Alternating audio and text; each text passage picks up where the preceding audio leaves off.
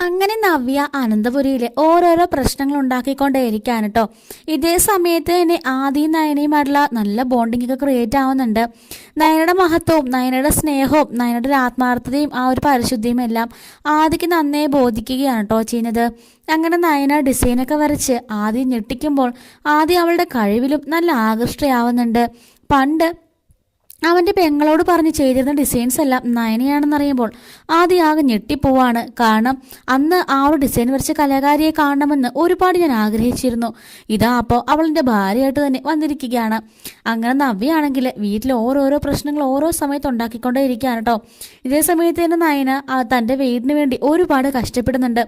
ആദ്യം ഡിസൈനിങ് ചെയ്ത് ക്യാഷ് ഉണ്ടാക്കി അവർ കൊണ്ടു കൊടുത്തു. അതിനുശേഷം ദേവേനുള്ള വഴക്ക് പറഞ്ഞപ്പോൾ അതിന് ശരിയല്ല എന്നും പറഞ്ഞുകൊണ്ട് സ്വന്തം ബിസിനസ്, അതായത് വിഗ്രഹങ്ങൾ ഉണ്ടാക്കുന്ന ആ ഒരു ബിസിനസ്സിലേക്ക് തന്നെ അവൾ ഇറങ്ങാൻ കേട്ടോ. അതിന് ദേവയാനി കുറേ പ്രശ്നങ്ങളൊക്കെ ഉണ്ടാക്കുന്നുണ്ട്. എന്നാൽ അതെല്ലാം കഴിഞ്ഞിട്ട് അനന്തപുരിയിൽ തന്നെ അവളുടെ സ്റ്റോർ റൂമിനുള്ളിൽ തന്നെ അവൾ ആ വിഗ്രഹത്തിൻ്റെ പണിയൊക്കെ തുടങ്ങുകയാണ്. ആദ്യം വന്നിട്ട് അവൾക്ക് എന്ത് ഹെൽപ്പ് വേണമെങ്കിലും ചെയ്യാമെന്നും എത്ര ക്യാഷ് വേണമെങ്കിലും കൊടുക്കാമെന്നൊക്കെ പറഞ്ഞിട്ടും നയന പറയണ വേണ്ട, എൻ്റെ വീട്ടിലെ കടങ്ങൾ തീർക്കുക ഞാൻ തന്നെ മതിയെന്ന് പറയാൻ കേട്ടോ. എന്നിട്ട് എല്ലാവരും നിൽക്കുന്ന സമയത്ത് നയന പറയുകയാണ്, ഞാൻ വിവാഹത്തെക്കുറിച്ചൊന്നും ചിന്തിച്ചിരുന്ന പോലുമില്ല. എൻ്റെ വീട്ടിൽ ഒരുപാട് കളങ്ങളും പ്രയാസങ്ങളും ഒക്കെ ഉണ്ടായിരുന്നു. ഞാൻ ഡിസൈനിങ് ചെയ്തും വീട്ടിൽ ഡ്രസ്സ് ഡിസൈൻ ചെയ്തും അതുപോലെ ഇതുപോലുള്ള ഓരോ ആർട്ട് വർക്ക് ചെയ്തുമൊക്കെ വിഗ്രഹങ്ങൾ ഉണ്ടാക്കി വിറ്റുമൊക്കെയാണ് ഞാൻ ക്യാഷ് ഉണ്ടാക്കിയിരുന്നത്. ഒരു മാസം അത്യാവശ്യം നല്ല രീതിയിൽ ഞാൻ സമ്പാദിക്കുന്നുണ്ടായിരുന്നു. ചേച്ചിനെ വിവാഹം കഴിച്ച് അയപ്പിക്കണം, അതുപോലെ നന്ദുവിനെ പഠിപ്പിച്ച് നല്ലൊരു നിലയെത്തിക്കണം. അതിനുശേഷമൊക്കെ അച്ഛനെ അമ്മേനെ ഒക്കെ ഒന്ന് സെറ്റിലാക്കിയതിനു ശേഷം മാത്രം മതി എനിക്കായിട്ടൊരു ജീവിതമെന്ന് ഞാൻ തീരുമാനിച്ചിരുന്നതാണ്. എൻ്റെ ചേച്ചിയുടെ കല്യാണത്തിന് വേണ്ടിയിട്ട് അമ്മയാണ് വീടിൻ്റെ ആദാനം പണയപ്പെടുത്തി കുറേ ക്യാഷ് മേടിച്ചത്. ആ ഒരു കടമാണ് ഇപ്പോൾ നിലനിൽക്കുന്നത്. അത് വീടില്ലാന്നുണ്ടെങ്കിൽ എൻ്റെ വീട് തന്നെ ഇല്ലാതായിപ്പോവും. എനിക്ക് ഏറ്റവും വലുത് എൻ്റെ വീടും വീട്ടുകാരും തന്നെയാണ് എന്ന് നയന പറയുന്നു. കാരണം ഈ ഒരു വിവാഹത്തിന് ഞാൻ ഒരിക്കലും ആഗ്രഹിച്ചിട്ടുണ്ടായിരുന്നില്ല.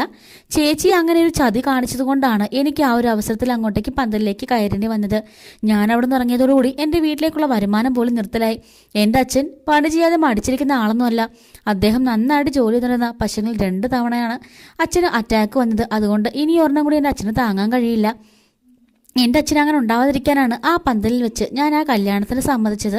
ഇപ്പോഴും പലതും എന്നെ ഇവിടെ ഓരോരുത്തരൊക്കെ പറഞ്ഞിട്ടും ഇവിടെ ഞാൻ പിടിച്ചു നിൽക്കുന്നതും അതിനുവേണ്ടി മാത്രമാണ്. എൻ്റെ അച്ഛൻ്റെ ആ ഒരു പ്രശ്നം ഉണ്ടാവാതിരിക്കാനും എൻ്റെ അച്ഛനെനിക്ക് നഷ്ടപ്പെടാതിരിക്കാനും മാത്രമാണ് ഞാനിവിടെ നിൽക്കുന്നത് എന്നിങ്ങനെ നയന പറയുന്നു. അപ്പോഴേക്കും മുത്തശ്ശൻ പറയാണ്, അതൊന്നും ഓർത്ത് മോള് വിഷമിക്കേണ്ട. സ്വന്തമായിട്ട് അധ്വാനിച്ച് കുടുംബം നോക്കുന്ന പെണ്ണായാലും ആണായാലും അതൊരു അഭിമാനം തന്നെയാണ്. എൻ്റെ മരുമോൾ നല്ല ധൈര്യശാലിയാണെന്നും സ്വന്തം കാലിൽ നിൽക്കാൻ പ്രാപ്തിയുള്ളവരാണെന്നും അറിഞ്ഞതിൽ എനിക്ക് ഒരുപാട് സന്തോഷമുണ്ടെന്ന് മൂർത്തി പറയുന്നു. ഇതുപോലൊരു മരുമകളെ തന്നെയാണ് ആദർശനും വേണ്ടത്. കാരണം ആദർശം ഒരുപാട് ഹാർഡ് വർക്ക് ചെയ്തിട്ടാണ് കമ്പനി ഈ ഒരു നിലയിൽ അവനിപ്പോൾ നടത്തിക്കൊണ്ട് പോകുന്നത്. അതുകൊണ്ട് തന്നെ അവന് പറ്റിയ ആള് മോള് തന്നെയാണ്. പിന്നെ ഡിസൈനിങ് വരെ ഒന്നും മുടക്കാൻ പാടില്ല. മോളുടെ ബിസിനസ്സിൻ്റെ കൂടെ കമ്പനിയിലെ കാര്യങ്ങൾ ശ്രദ്ധിക്കണം. ഈ ബിസിനസ്സൊക്കെ ചെയ്തിട്ട് അച്ഛൻ്റെ അമ്മയുടെയും കടങ്ങളെല്ലാം വീട്ടിയിട്ട് മോൾ ഡിസൈനറായി തന്നെ അനന്തപുരി മൂർത്തിസ് ജ്വല്ലറിൽ കയറണം എന്ന് മൂർത്തി പറയുന്നുണ്ട്. നയന പറയാണ്, മുത്തശ്ശൻ പറഞ്ഞ എനിക്കതിന് പിന്നെ എതിരഭിപ്രായം ഇല്ല, ഉറപ്പായിട്ടും ഞാൻ ചെയ്യാമെന്നും പറയുന്നുണ്ട് കേട്ടോ. അങ്ങനെ ദേവയാനിക്കൊന്നും ഇഷ്ടപ്പെടുന്നില്ല കേട്ടോ. അവളുടെ വീടിനോട് ഇങ്ങനെയൊക്കെ ചെയ്യുന്നതൊന്നും അവൾക്ക് ഇങ്ങനെ ദേവയാനിക്ക് ഇഷ്ടപ്പെടുന്നില്ല. എന്നാൽ ഈ സമയത്തെല്ലാം ആദിക്ക് നയനയോട് നല്ല രീതിയിൽ പ്രണയം തുടങ്ങിയിട്ടുണ്ട് കേട്ടോ. പക്ഷേ ഈ സമയത്തൊക്കെ നേരത്തെ നയന അങ്ങോട്ടേക്ക് ചെല്ലുമെങ്കിലും ഇപ്പം നയന ആദ്യം മൈൻഡ് ചെയ്യുന്നില്ല. ആ നയനയുടെ മനസ്സിൽ മൊത്തം ദേവയാനി വഴക്ക് പറഞ്ഞതും അതുപോലെ തന്നെ അവൾക്ക് വിഗ്രഹങ്ങൾ ഉണ്ടാക്കി എങ്ങനെയെങ്കിലും കടം വീട്ടണമെന്ന് മാത്രമുള്ള ചിന്തയായി. ആദ്യം അങ്ങനെ ഒരുപാട് സംസാരിക്കാതൊക്കെ ആയപ്പം ആദിക്ക് വല്ലാണ്ട് ഫീൽ ചെയ്യാണ് കേട്ടോ. നയന മിണ്ടുന്നോ വർത്തമാനം പറഞ്ഞോ പഴയ ചിരിയോ കളിയോ ഒന്നുമില്ല. ആകെപ്പാടെ വല്ലാത്തൊരു മൂഡ് ഇങ്ങനെ ഒരു വല്ലാത്തൊരവസ്ഥയിൽ നടക്കുന്ന സമയത്ത് ആദർശം വല്ലാത്തൊരു വിഷമം തോന്നുന്നുണ്ട്. ആദർശം ചോദിക്കുകയാണ്, എന്താ നയന, എന്താ പ്രശ്നം? നിനക്ക് എന്ത് വേണമെങ്കിൽ ഞാൻ സഹായിക്കാം, ഇവിടെ ആരും അറിയണ്ട, ക്യാഷ് ഞാൻ തരാമെന്ന് പറയുമ്പം നയന പറയാണ്, ഇല്ല, അത് എൻ്റെ അഭിമാനത്തിന് എൻ്റെ കോട്ടം തട്ടും, അതൊരിക്കലും വേണ്ട എന്ന് പറയുകയാണ്. പിന്നെ നീ എന്താ ഇങ്ങനെ മിണ്ടാതെ നടക്കുന്നതെന്ന് ചോദിക്കുമ്പോൾ അതൊന്നും ഇല്ല എന്ന് പറയുന്നു. അല്ല, നീ എന്നോട് മിണ്ടണം, എനിക്ക് നീ മിണ്ടാതിരിക്കുന്നതിൽ സഹിക്കാൻ പറ്റുന്നില്ല എന്ന് പറയുമ്പോഴേക്കും നയൻ ഇങ്ങനെ ആദ്യം കണ്ണുകളിലേക്ക് നോക്കുകയാണ് കേട്ടോ. പെട്ടെന്ന് ആദ്യം പറഞ്ഞു പോയില്ല എന്ന് ഓർത്ത് വല്ലാത്തൊരവസ്ഥയിൽ നിൽക്കുമ്പോൾ നയന പറയാണ്, വേണ്ട, അത് നിങ്ങളുടെ അമ്മയ്ക്ക് ഇഷ്ടപ്പെടില്ല. നിങ്ങളുടെ അമ്മ പറഞ്ഞത് ഞാൻ കേട്ടിരുന്നു, ഞാനോട് ഒരുമിച്ച് ജീവിക്കാൻ പാടില്ല എന്ന്. ഇപ്പോൾ ഞാനും അത് ആഗ്രഹിക്കുന്നില്ല, പക്ഷെ നേരത്തെ ഞാൻ ആഗ്രഹിച്ചിരുന്നു, ഇപ്പം ഞാൻ അതിനെക്കുറിച്ച് ചിന്തിക്കുന്ന കൂടി ഇല്ല എന്നും പറഞ്ഞിട്ട് നയന അവിടുന്ന് പോവാണ് കേട്ടോ. അങ്ങനെ ആദ്യക്ക് നയനെ അങ്ങനെ പറഞ്ഞതിൽ നല്ല വിഷമം ഉണ്ടായിരുന്നു. കാരണം ആദ്യം നയനെ യഥാർത്ഥമായിട്ട് സ്നേഹിക്കാൻ തുടങ്ങിയിട്ടുണ്ടായിരുന്നു. എന്നാൽ ഇതേ സമയത്ത് തന്നെ അബിയാണെങ്കിൽ നവ്യയുടെ ഓരോരോ വെറുപ്പ് കാണിക്കുകയും നവ്യയ്ക്ക് അവിടെ യാതൊരു സ്ഥാനമില്ലെന്നും നവ്യ മനസ്സിലാക്കുന്നുണ്ട്. നവ്യയ്ക്കും അതുപോലെ തന്നെ അബിക്ക് കൊടുക്കുന്ന അതേ പുല്ലുവിലയാണ് എല്ലാവരും നവ്യയ്ക്ക് കൊടുക്കുന്നതെന്ന് നവ്യ തിരിച്ചറിയാണ്. പക്ഷെ നയനയ്ക്ക് ആദർശനുള്ള അതേ വില നയനയ്ക്കും അവിടെ ഉണ്ടെന്നും എല്ലാവരുടെയും കണ്ണിലൂടെയാണ് നയനെന്നും നവ്യ തിരിച്ചറിയാണ്.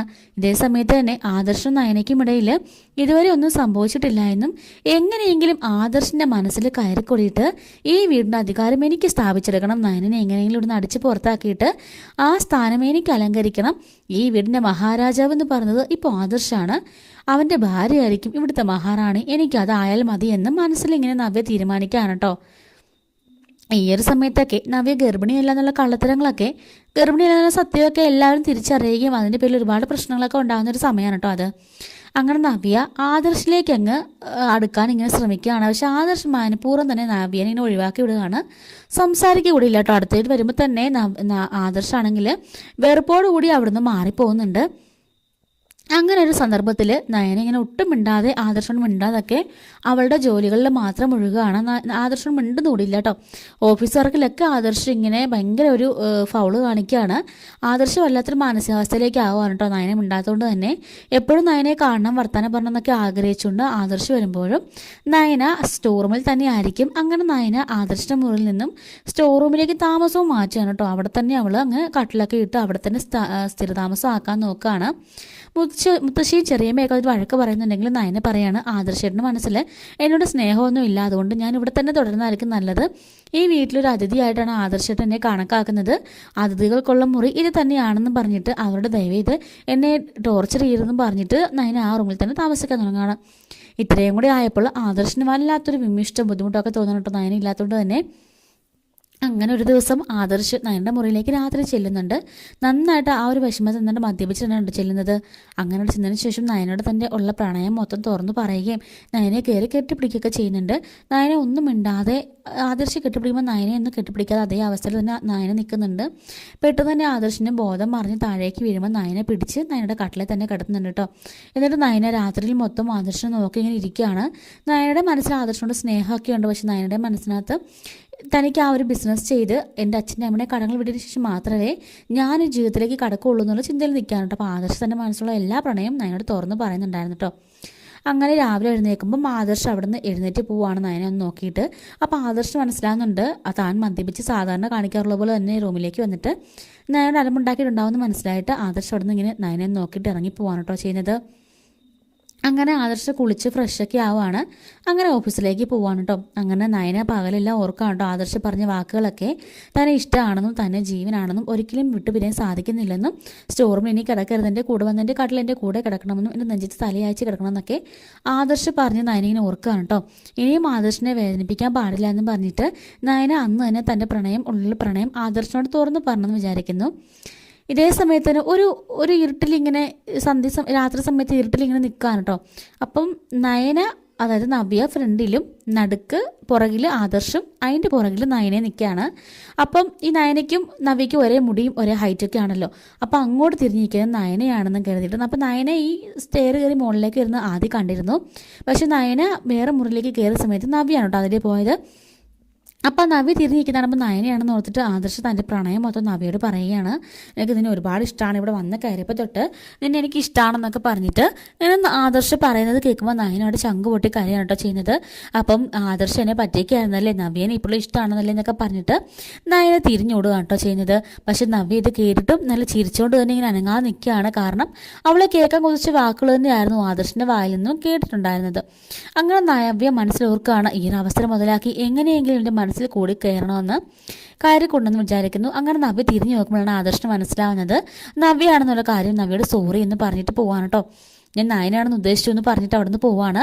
ഈ സമയത്ത് തിരിഞ്ഞു നോക്കുമ്പോൾ നയന അവിടെ ഇല്ലല്ലോ. നയനെ പൊട്ടിക്കരഞ്ഞുകൊണ്ട്